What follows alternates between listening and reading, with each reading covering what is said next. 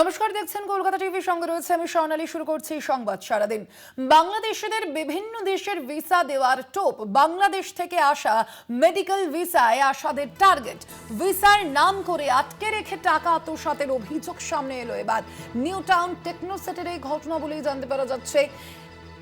ভিসার নাম করে আটকে রেখে টাকা আত্মসাতের অভিযোগ।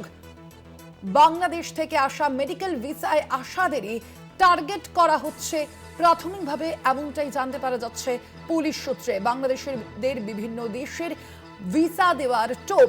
আরো বিস্তারিত জানবো সম্পর্কে ফোন লাইনে রয়েছেন প্রতিনিধি শাকিল মুস্তাক। শাকিল, কি জানতে পারছো পুলিশ সূত্রে? কারা এই ঘটনার সঙ্গে যুক্ত এবং এর সঙ্গে কি কোনো বড় চক্র জড়িত রয়েছে?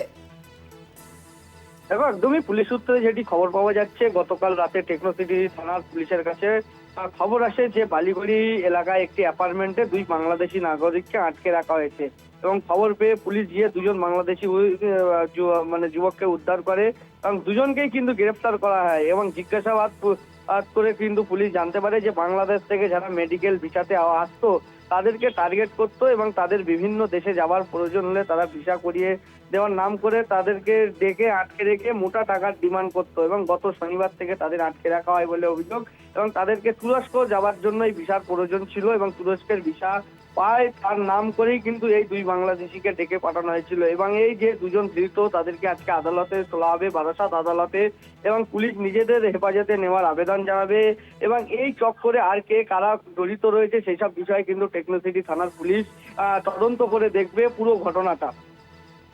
ধন্যবাদ তোমায় শাকিল।